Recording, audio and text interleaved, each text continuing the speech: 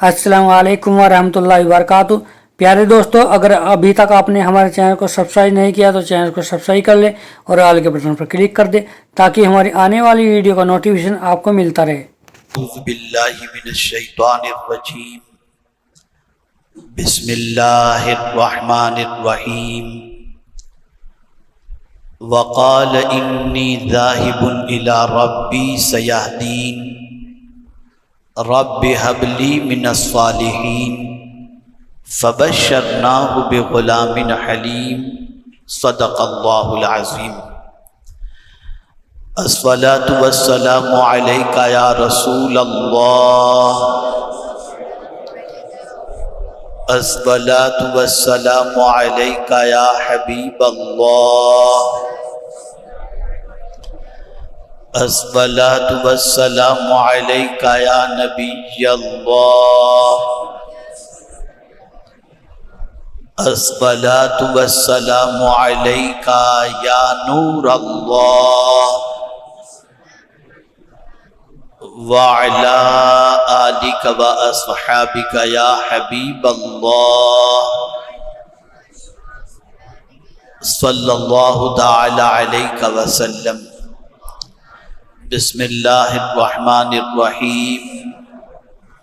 अल्लाहुम्मा सल्लि व सल्लिम व बारिक अला सय्यिदिना व मौलाना मुहम्मदिन अन्नबी अल-उम्मी अल-हबीब अल-आली अल-क़द्र अल-अज़ीम अल-जाह व आलिही व सहबिही व बारिक व सल्लिम। जज़ाकुमुल्लाहु खैरा। मेरे प्यारे आका सल्लल्लाहु तआला अलैहि वसल्लम के प्यारे दीवानों, हज का महीना चल रहा है और साथ ही साथ वो लोग जो हज के लिए वहाँ नहीं पहुँचे वो अपने अपने मुल्क में कुर्बानी के फरीज़े को इंशाअल्लाहुल अज़ीम अंजाम देंगे। पूरे हज के मामले को अगर देखा जाए तो उसमें मरकज़ी किरदार हज़रत इब्राहीम अला नबीना अलैहिस्सलातु वत्तस्लीम का नज़र आता है। और ऐसे ही कुर्बानी के मामले को देखा जाए तो ये भी हज़रत इब्राहीम अलैहिस्सलातु वत्तस्लीम की अजीम सुन्नत के तौर पर अदा की जाती है। तो हमें चाहिए कि हम थोड़ा सा हज़रत इब्राहीम अला नबीना अलैहिस्सलातु वत्तस्लीम की हयात तय्यबा से मुतल्लिक कुछ समझने की कोशिश करें और उनकी सोच और उनकी फ़िक्र को अपने दिलो दिमाग के अंदर बिठाने की कोशिश करें। जहाँ तक हज़रत इब्राहीम अलैहिस्सलातु वत्तस्लीम की आजमाइश और इब्तिला का मसला है तो वो तो बहुत बड़ा है, बल्कि पूरी जिंदगी इब्तिला ही के अंदर आपकी गुजरी। और ये बात याद रखें, जिसका मर्तबा बड़ा होता है उसका इम्तिहान भी बड़ा होता है। इंसानों के अंदर, मैं अवाम की बात कर रहा हूँ, खव्वास की नहीं। खव्वास में तो अंबिया किराम अलैहिमुस्सलातु वस्सलाम हैं। खुद रसूल आज़म सल्लल्लाहु अलैहि वसल्लम ने इरशाद फरमाया, अंबिया में सबसे ज्यादा मुझे सताया गया।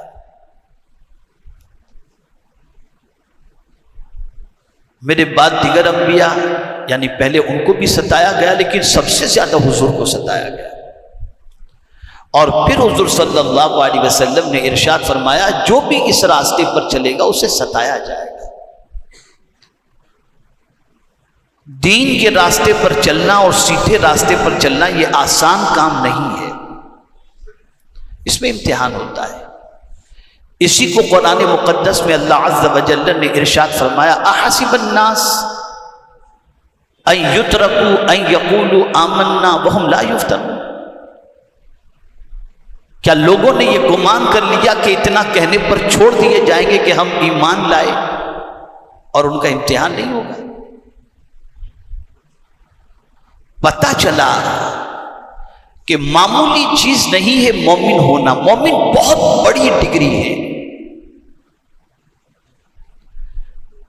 اس سے بڑی ڈگری کیا ہو سکتی ہے کہ جس ڈگری کے عوض میں ڈائریکٹ جنت ہی مل جاتی ہے۔ ہم نے اور آپ نے ایمان کو بہت ہلکا سمجھا ہے، سب سے وزنی چیز ایمان ہے۔ اور اگر کوئی بندہ پورا مومن ہو جائے، کامل مومن ہو جائے، تو پھر دنیا کی کوئی طاقت اسے شکست نہیں دے سکتی، پھر وہ غالب ہی رہے گا۔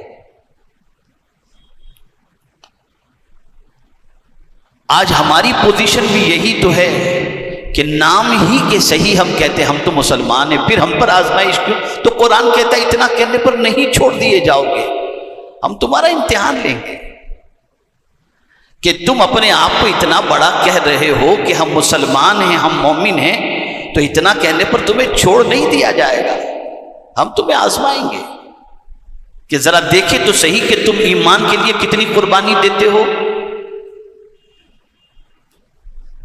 تم ایمان کے لیے کیا سیکریفائس دیتے ہو۔ اور پھر پروردگار نے تاکید کے ساتھ فرمایا کہ تم سے پہلے بھی جتنوں نے ایمان کا دعویٰ کیا ہم نے سب کا امتحان لیا۔ وَلَقَدْ فَتَنَّا الَّذِينَ مِن قَبْلِهِمْ فَلَيَعْلَمَنَّ اللَّهُ الَّذِينَ صَدَقُوا وَلَيَعْلَمَنَّ الْكَاذِبِينَ، تاکہ اللہ لوگوں کو دکھا دے کہ سچا کون ہے اور جھوٹا کون ہے۔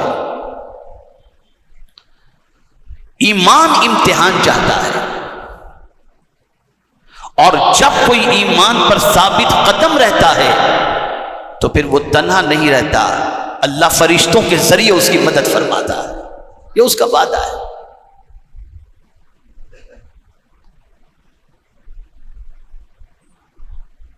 تو جہاں ایمان ہوگا وہاں امتحان ہوگا، ایمان کے ساتھ امتحان لگا ہوا ہے۔ اس لیے کہ آپ دیکھیں ہمارا اور آپ کا ایمان کیا، ہم سب کا ایمان میزان کے ایک پلڑے میں رکھا جائے اور امام حسین کا ایمان ایک پلڑے میں رکھا جائے تو ان کا ایمان ہم سے بھاری نظر آئے گا، لیکن امتحان ہوا نا، کتنا سخت امتحان۔ تو جتنے بھی انبیاء کرام علیہم الصلاۃ والتسلیم تشریف لائے ان سب کو امتحان کی وادیوں سے گزرنا پڑا، سب کو امتحان کی وادیوں سے۔ اور جو جتنا زیادہ دیندار ہوگا اس کا امتحان اتنا ہی سخت ہوگا کہ دیکھیں یہ اپنے راستے پر قائم رہتا ہے یا ہٹ جاتا ہے، اس کو ذہن میں رکھیے گا۔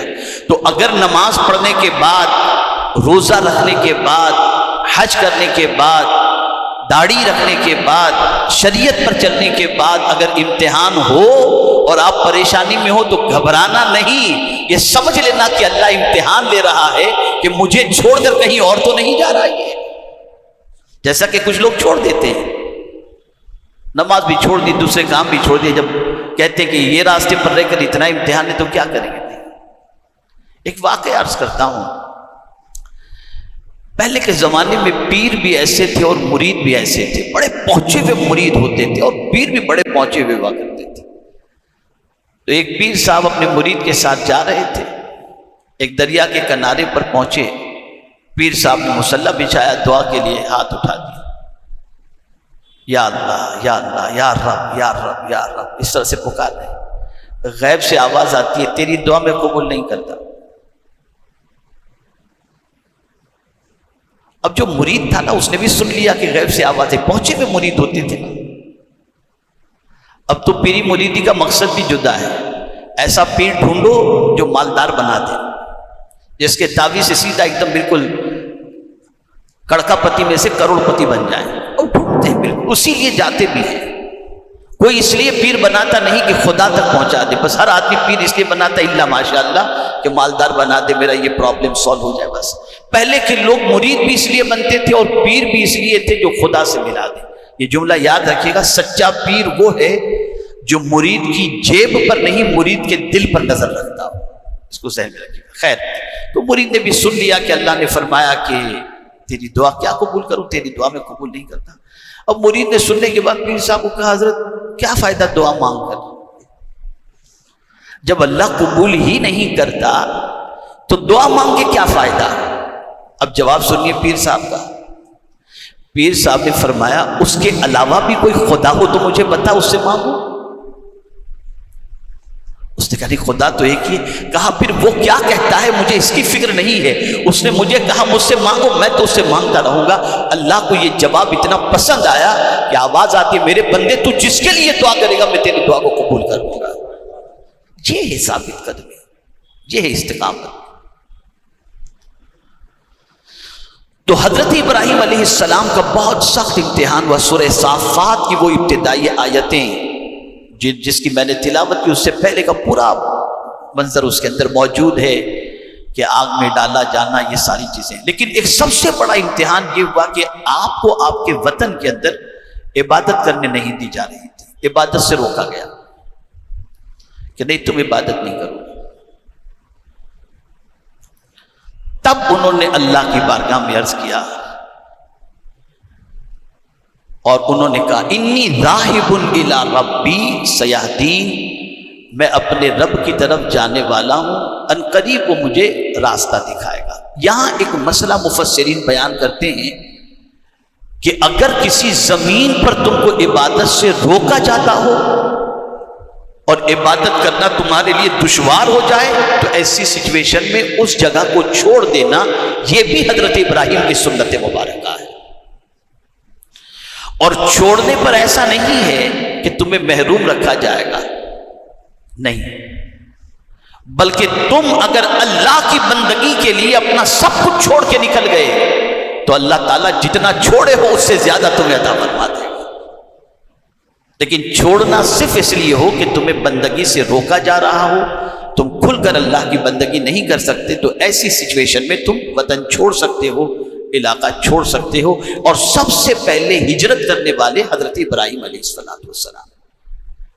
اچھا لفظ کا انتخاب دیکھیے، انی ذاہب الی ربی، جا رہے دوسرے وطن کی طرف، دوسرے شہر کی طرف، ارض مقدس کی طرف، ملک شام کی طرف جانے کا ارادہ کیا، لیکن شام کا ذکر نہیں کیا. الی ربی، میں اپنے رب کی طرف جا رہا ہوں. پتا چلا جانے کا مقصد صرف یہی تھا کہ مجھے وہاں ایسی زمین پر میں جاؤں جہاں میں پہنچوں تو میں اپنے رب کی کھل کر کے عبادت کر سکوں. تو یہ عبادت کے لیے جانا بھی رب ہی کی طرف جانے کے مترادف ہے. ان قریب میرا رب مجھے راستہ دکھائے گا. اور پھر جب آگے کا جملہ دیکھیں قرآن مقدس میں، ایک آدمی کسی اجنبی علاقے میں جائے یا کسی علاقے میں جائے سب کچھ چھوڑ کر، تو اس کے دل کو بہلانے کے لیے کوئی تو ہونا چاہیے. تو سب سے بڑا کھلونا، سب سے بڑی انسیت کی چیز کیا ہے، اسی کا ذکر آگے قرآن شریف کے اندر حضرت ابراہیم کی فکر بیان کرتی ہے. رب ہب لی من الصالحین، اے میرے رب مجھے نیک بیٹا عطا فرما، نیک اولاد عطا فرما. ادھوری دعا نہیں ہے. قرآن میں جتنی بھی دعائیں انبیاء کرام علیہ الصلاۃ والتسلیم کی ہیں نا، وہ سب مکمل دعا ہے. آج ہماری پوزیشن یہ ہے کہ ہم بھی اگر ہم میں سے کوئی بے اولاد ہے تو اولاد کی دعا ضرور کرتا ہے، لیکن اولاد کی کیسی اولاد کی دعا؟ بیٹا دے بیٹی دے. یہ صالحین کا لفظ نہیں ہوتا. حضرت ابراہیم علیہ السلام نے دعا کی رب ہب لی من الصالحین، نیک اولاد عطا فرما، نیک فرما بردار، دین میں میری مدد کرنے والی اولاد مجھے عطا فرما، دعوت کے سلسلے میں مدد کرنے والی اولاد عطا فرما، اللہ کے راستے پر چلنے کے سلسلے میں مدد کرنے والی اولاد عطا فرما. تو نبی کی دعا تو بہرحال نبی کی دعا ہوتی ہے. اور حضرت ابراہیم کی دعا کا کیا کہنا، ایسی دعا اللہ نے قبول فرمائی. ادھر دعا کی، ادھر ندا آتی ہے فبشرناہ بغلام علیم، ہم تم کو ایک بردبار اور سمجھدار بیٹے کی خوشخبری سناتے ہیں. آگے فوراً جواب آ گیا. یہاں یہ بات ذہن میں رکھنی چاہیے، چونکہ یہ میں آج تمہیدی گفتگو کر رہا ہوں. آگے انشاءاللہ قربانی سے متعلق جس بیٹے کی آپ نے قربانی کی اس بیٹے کے حوالے سے انشاءاللہ قربانی کا معاملہ آپ کو آئندہ جمعہ زندگی رہی تو انشاءاللہ میں بتاؤں گا۔ تو نیک اولاد کی دعا، ہر اولاد آنکھوں کی ٹھنڈک نہیں ہوتی، ماتھے پہ کلنک بھی ہوتی ہے اور دل کا جو ہے دل کی دھڑکن بھی تیز کرنے والی ہوتی ہے۔ اسی لیے جب کبھی اولاد کے لیے دعا کریں تو رب ہب لی من الصالحین دعا کریں کہ اے اللہ مجھے نیک اولاد عطا فرما۔ یہاں ایک بات سمجھ میں آئی کہ اللہ عز و جل کی بارگاہ کے اندر کسی چیز کی کمی نہیں۔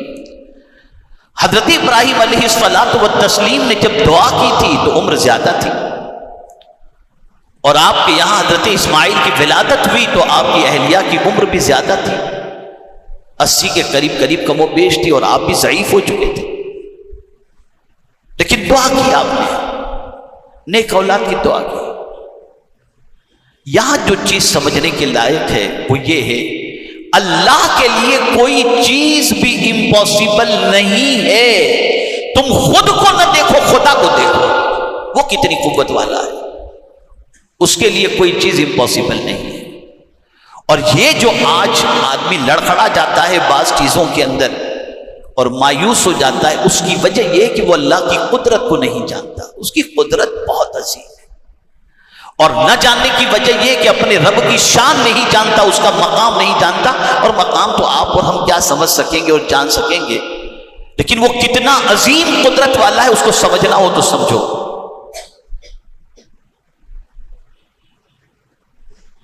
شیطان نے اپنا ٹولہ جمع کیا اور حساب لینا شروع کیا، چلو آج تم نے کیا کیا، آج تم نے کیا کیا، آج تم نے کیا کیا۔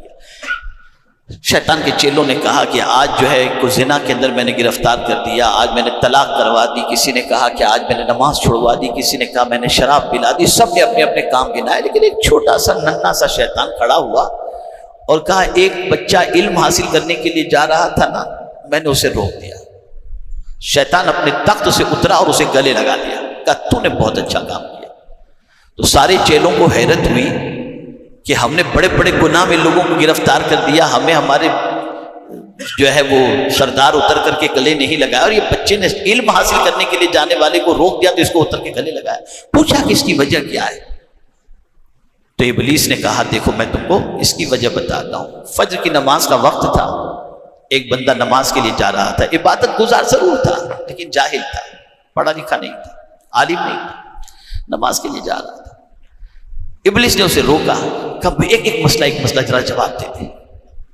اب وہ عبادت گزار اپنے آپ کو کم تو نہیں سمجھتا نا، اب پوچھ لیا کسی نے، ابلیس نے پوچھ لیا کہ ذرا یہ بتاؤ یہ سوئی جو ہے نا، یہ سوئی کے سوراخ کے اندر سے اگر اللہ اونٹ کو نکالنا چاہے تو نکال سکتا ہے؟ سوئی کے سوراخ کے اندر سے۔ اب وہ عبادت گزار تھا، عالم تو تھا نہیں، کہا کیا پاگل جیسی بات کرتا ہے، اتنے سے سوراخ سے تھوڑی اونٹ نکل سکتا ہے۔ شیطان نے کہا جاؤ جاؤ تمہاری جماعت چلی جائے گی، جلدی سے جاؤ۔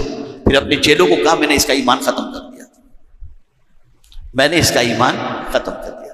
پھر ایک مولانا صاحب جا رہے تھے، عالم صاحب نماز کے لیے پکڑا ہوں، حضرت ایک مسئلہ، کہا کیا؟ کہ یہ سوئی کے سوراخ کے اندر سے کیا اونٹ گزر سکتا ہے، اللہ گزار سکتا ہے؟ مولانا نے اسے دیکھا اور فرمایا ارے اونٹ تو کیا، اگر ساتوں زمین و آسمان کو اللہ نکالنا چاہے تو نکال سکتا ہے۔ جیسے ہی انہوں نے یہ کہا شیطان پلٹا اور پلٹ کر اپنے چیلوں سے کہا یہ ہے علم، یہ علم حاصل کرنے والا آگے چل کر خود بھی بچتا ہے اور لوگوں کو بھی بچاتا ہے۔ ہمارے یہاں تو عالم کا مقام ہے ہی کم، باباؤں کا مقام ہے، اللہ ماشاء اللہ۔ سب سے زیادہ ناقدری اگر ہمارے معاشرے میں کسی کی جاتی ہے تو وہ صاحب علم، اور یہی وجہ ہے کہ علم اٹھتا جا رہا ہے، اچھے اچھے علماء اس دنیا سے جا رہے ہیں۔ یہ علم ہے جو آپ کے ایمان کی بھی حفاظت، آپ کے عقیدے کی بھی حفاظت، آپ کی عبادت کے طریقے آپ کو بتا کر آپ کی ساری چیزوں کو درست کرواتا ہے۔ تو کہنے کا مقصد یہ کہ قدرت کی طرف نظر ہو، تو حضرت ابراہیم کی نظر اللہ کی قدرت کی طرف تھی کہ مانگو دعا، کیا فرق پڑتا ہے، میرے رب کے یہاں کوئی چیز کی کمی تھوڑی ہے، وہ اگر چاہے تو جب بن ماں باپ کے حضرت آدم کو پیدا کر دے اور بغیر باپ کے حضرت عیسیٰ کو پیدا کر دے، تو اگر میں ضعیفی میں دعا کروں اور وہ دینا چاہے تو کون سی مشکل بات ہے، وہ دے دے گا۔ اور ان کی اس دعا کی لاج بھی مولا نے رکھی اور بڑھاپے میں حضرت اسماعیل جیسی اولاد کی شکل میں انہیں اولاد عطا فرمائی۔ یہاں آج کی نشست میں خاص طور پر یہ بات، دو تین باتیں ذہن میں رکھنی ہیں۔ پہلی بات، جتنے دین میں آپ اسٹرانگ ہوں گے اتنا آپ کا امتحان ہوگا۔ دوسری چیز، اللہ کی بارگاہ میں جب بھی اولاد کے لیے دعا کریں تو نیک اولاد کی دعا کریں۔ تیسری چیز، اللہ عز و جل سے اپنے بھروسے کو کبھی کمزور نہ دے کریں۔ اس کو ایک جملے میں سمجھا دوں کہ اپنے حالات سب دیکھ کر کے آپ یہ سوچے پتہ نہیں اس سے نکل سکوں گا کہ نہیں، تو یہ فوراً سوچے نہیں، خود کو مت دیکھو، خدا کو دیکھو، وہ چاہے تو پلک کے جھپکتے ساری چیزیں درست فرما دے۔ یہ کلمات خیر میں نے حضرت ابراہیم کی عظمت سے متعلق عرض کی ہے۔ آئندہ جمعہ انشاءاللہ زندگی رہی تو پھر حضرت ابراہیم کو جو اللہ نے بیٹے کی شکل میں حضرت اسماعیل عطا فرمایا تھا، تو پھر حضرت اسماعیل علیہ السلام کی قربانی کے سلسلے میں کہاں سے سلسلہ شروع ہوا، میں اس کے حوالے سے کچھ باتیں عرض کرنے کی سعادت حاصل کروں گا۔ اللہ رب العزت جل جلالہ، آقا کریم صلی اللہ علیہ وسلم کے صدقہ و طفیل مجھے، آپ کو، سب کو رسول رحمت صلی اللہ علیہ وسلم کے نقش قدم پر چلنے کی توفیق نصیب فرمائے، اور رب سے ہمارے توکل و تعلق کو اور حضور صلی اللہ علیہ وسلم سے ہمارے تعلق کو مضبوط کرنے کی توفیق نصیب فرمائے۔ ہم امتحان کے لائق نہیں ہیں، لیکن اگر اللہ کسی امتحان میں گرفتار فرما بھی دے تو اپنے فضل سے وہ خود ہی امتحان میں ہمیں کامیابی عطا فرما دے۔ امید کرتا ہوں آپ کو یہ بیان پسند آئے گا، تو ویڈیو کو لائک کریں اور اپنے دوستوں میں، رشتہ داروں میں شیئر ضرور کریں تاکہ ان کے عمل میں اضافہ ہو سکے اور ثوابدار حاصل کر سکے۔ اور آپ نے ابھی تک ہمارے چینل کو سبسکرائب نہیں کیا تو چینل کو سبسکرائب کر لیں اور آل کے بٹن پر کلک کر دیں تاکہ ہماری ویڈیو کا نوٹیفیکیشن آپ کو ملتا رہے۔ تو ملتے ہیں اگلی ویڈیو میں۔ السلام علیکم ورحمۃ اللہ وبرکاتہ۔